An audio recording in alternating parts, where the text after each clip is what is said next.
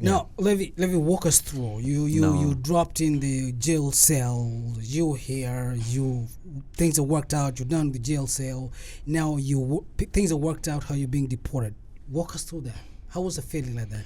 You got into the airport. You got in the plane with whatever you have. Your slippers. Your paper bag. Yeah. My shock had begun initially the moment I got arrested. I got arrested and I thought it would just be over. When I was arrested, I had a passport with me. For some reason, because I was so exhausted, I was checking into a hotel. And I was so exhausted, and I had a passport, and my driver's license, I could not find it, which was valid. So I gave out my passport, but I didn't remember it was expired. And this is post 201 time. So Americans are edgy. No, post 2001. Oh, post 2001, yes. September 11th, huh? Yes, this 11, yeah. So Americans are edgy, and, they're suspicious, and that passport is what triggered everything. I mean, the guy who checked me in simply called the cops. He said, there's a guy here with an expired passport, and I think the chain of events started there. So I'm sleeping, I'm exhausted, and they burst into my room, and then I'm arrested. And then I'm taken to jail. So when I was taken to jail, and the INS came for me there, the immigration guys. Immigration. Yes. Oh, I just was sunk.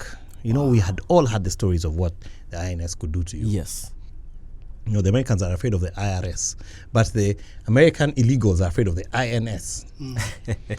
And these guys, they took me to the main center in Minneapolis, big place. And they told me my story.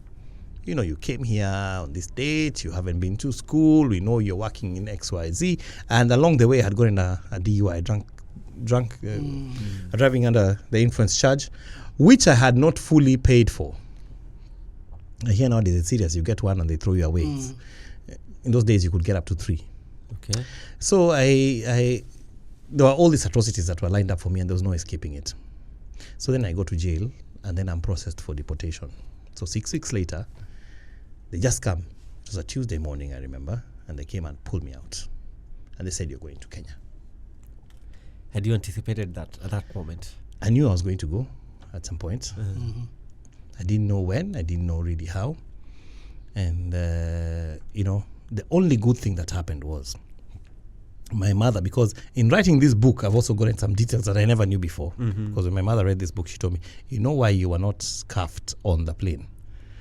A friend of ours, And that's why I say friendships are key.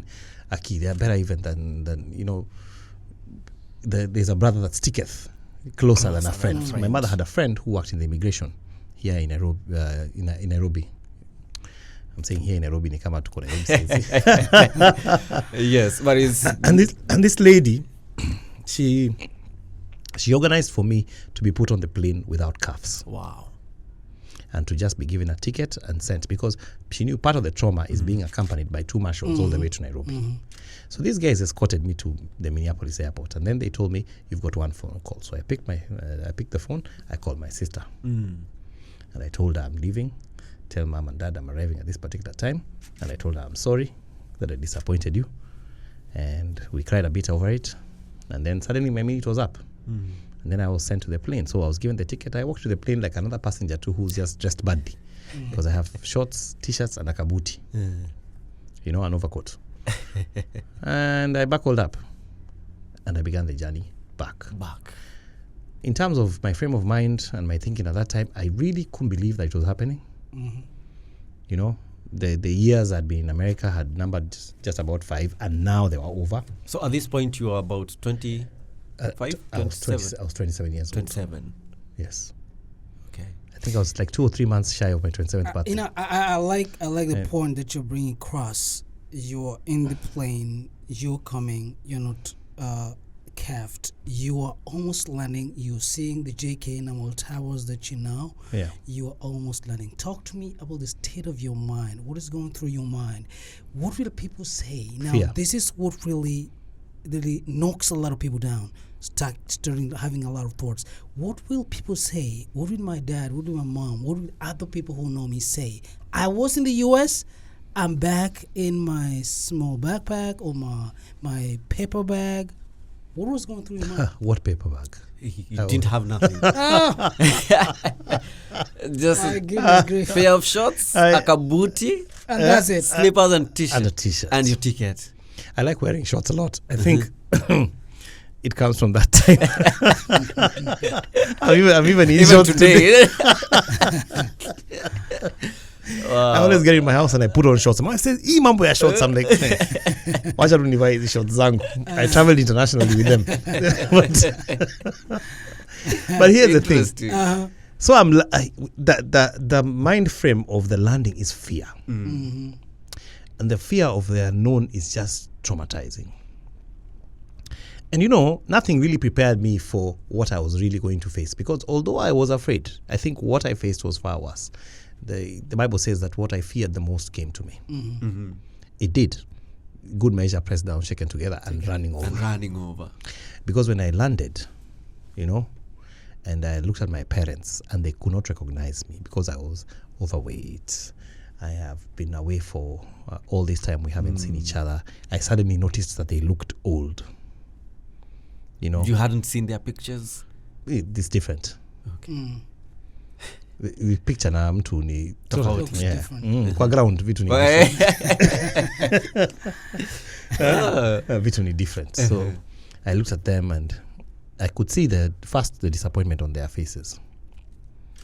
My mother was better at hiding it than my dad. My dad was just done. Trying to remember that name, you actually refer to him. Saddam. Yeah, he was just done. He was done. He was a Saddam. And I don't blame him, by the way, because, you send the child to the US, you're expecting that child to do well. I mean, yes. I've got a child in college now myself. I have so much expectation for her.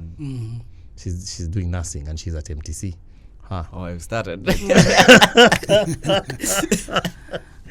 And I didn't want to send her abroad fast because I said she has to stay she's going to be 24 first.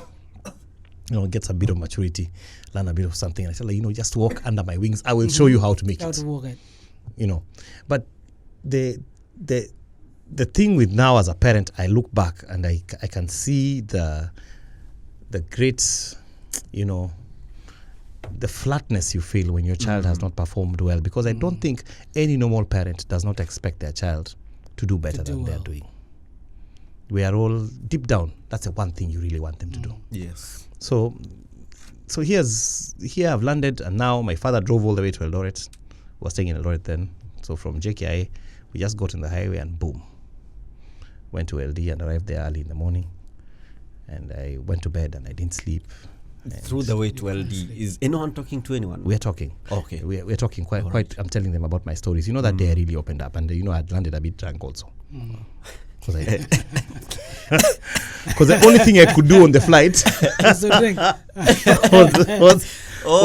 in fact, I drank so much that there was a lady there who was giving, the ladies who give those small bottles. Yes. She told me. I told her, look, these things they're not enough. Bring more. Oh. She's like, I was at that passenger, every person dreads. The nagging passenger. So she went and brought me 12 of them. Wow. Finish those ones if you can. If you're done, let me know. To her surprise. Yeah, when she was collecting trash. Me, I'm like, hey. You had 12 cans. Those empty. things, tingling. So because I had landed even a bit inebriated. Although, to be honest, there's that stress that comes that even when and I see it with some people, they want to go and wallow in drink. But even the drink fails you. It doesn't work. Your mind refuses to get drunk. There's a place you get with depression, and the only thing that can satisfy you at that moment in time is God. Wow. Nothing can quench that. You're looking for solace in beer, you're looking for solace in drugs, you're looking for solace in sex for some people, but that solace you cannot just find. So there I was, and all I could do was tell them, because now there's nothing else to say. I just told them, look, I messed up and this is how I messed up. Blah blah blah blah blah blah blah. They listened to my stories. I think some of my stories really shocked them. Of course, some things because of my parents, I tried to kanyagia chini, kucheza clean. but I wanted to start on a better slate with them. Yes. And that didn't really, to be honest, I don't know. I don't think it really helped in the sense because, my parents have never been to the US. They couldn't see it from the perspective that I was trying to give them. Yes. For them and for many people, the US is a land of opportunity. If we get to the US and you're not going there and you're not succeeding, what are you doing? Exactly. you can't tell somebody actually they are poor people in America. In the US, they won't no. believe that. You know, yesterday I sat on the train coming here with a guy, by the way, who is coming to America to holiday, but he lives in the US. And we were talking about, he lives in Baltimore. We were talking about the stories of the US. And he's telling me, oh, you really get it. You really get it. I told him, I was in the US. Wow. And then I started telling him I was deported. And then that's how we didn't sleep. Because he really... Because he's like, at what? He would tell me. Really? Levi, here you're home. Yeah. With your dad, with your mom. When was your turning point? The rehab center. You kidding me? Yeah. Wow. It got worse before it got better.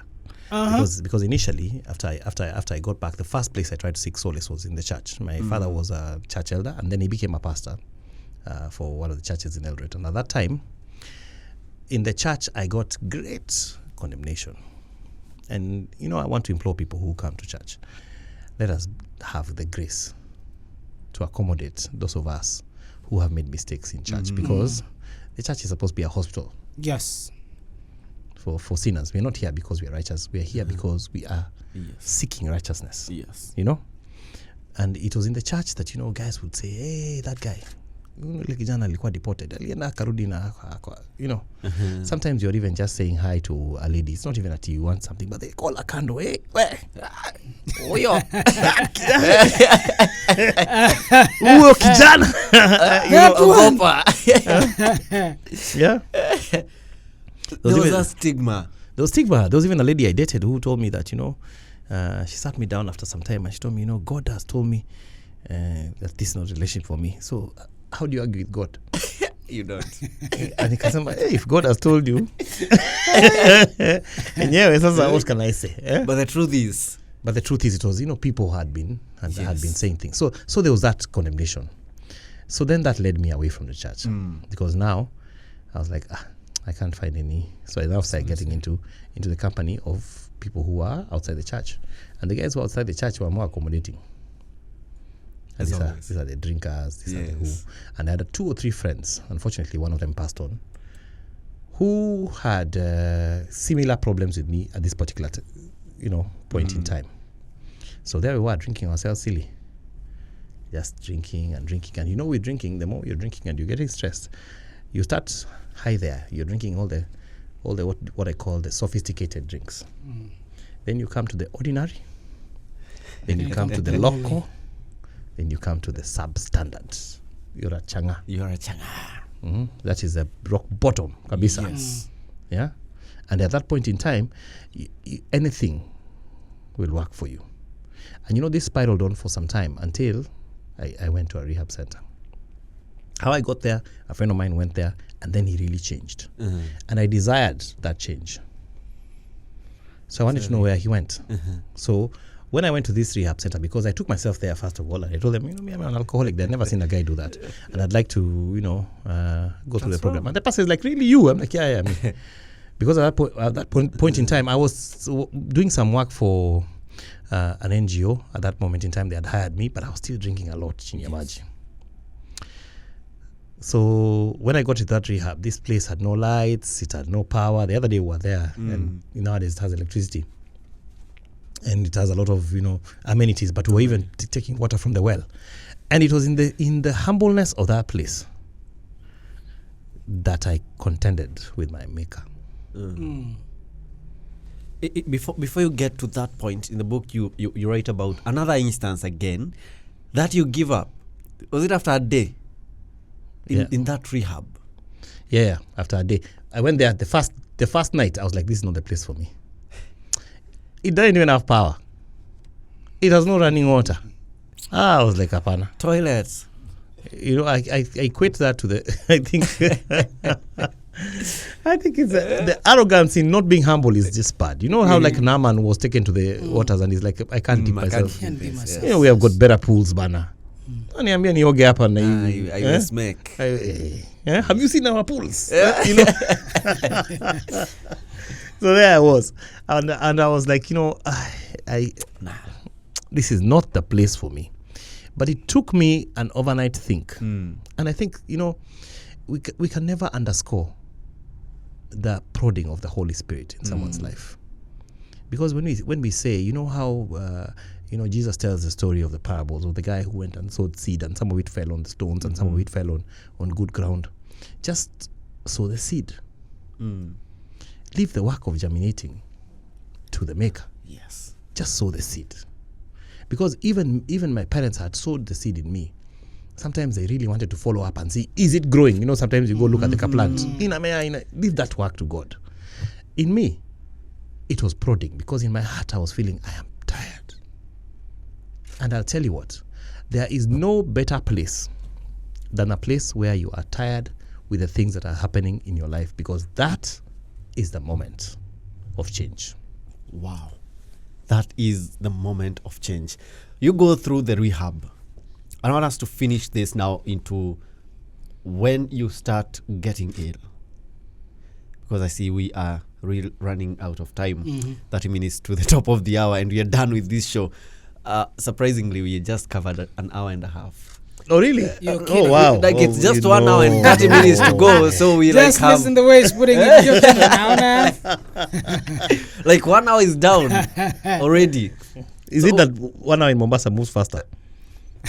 It should be slower. It should be. But inside here, Yeah. it's way faster. You have been in a newsroom, Yes. and in studios. So you have done your time. Do you finish? And at the end of it, are you transformed? In terms In the of rehab? Oh, yes. Oh, yes. Oh, I got out of there fired up. Wow. Oh, let me tell you Was something. it a Christian rehab? Yes, it was a Christian rehab. So the basic thing is you wake up in the morning, you do devotions. We sing a lot of songs, Tenzi Roho. The hymns. Yeah, some of those songs, Nilikuwa Kondo aliyepotea, which is true. You're a Kondo here who is lost, but and then after that you go for what they call a family meeting. So the first things you talk about is just for today. I'll be sober. The aim of the rehab is just get to today. Yes. Let's not think about Each tomorrow. day at a time. Let's not think about yesterday. Let's make sure that today we are sober. Wow. Then we'll wake up tomorrow and make sure today we are sober. And that's what I've been doing for my life since then. And I think that's better, because after a while you gather all the days together and suddenly they are years. Wow. Suddenly they, because when we focus too much on the end, we fail to see the next step. Just see the next step. So Are there people who worked with you in between here now, your rehab and that journey? Did you do it alone with the people in the rehab, or from outside there are people who actually friends who held your hand? I had 2 friends. Just 2? Yeah, who visited me regularly. Okay. Who were an anchor. And you know what? One of the best things you can ever have is people who can reach out to you at a point when you don't have anything, you have nothing to your name, you've got no... One of my friends is called Jack. He lives in Eldoret. The other one is called Musakali. He's a lecturer in Mo University. These 2 guys visited me religiously. They used to know I like newspapers. They would bring for me on Sundays. Wow. We would sit, we'd play chess, we'd talk. Sometimes talk serious things, sometimes not talk serious things, but they were there. The rest of my friends, of course, they faded. Yeah. I lost a lot of friends in that time. Sometimes it's okay, because it's also a phase shedding of skin. And my mother came as well. Wow. And hooray to moms. This is Praise Radio. Get ready for the revolution.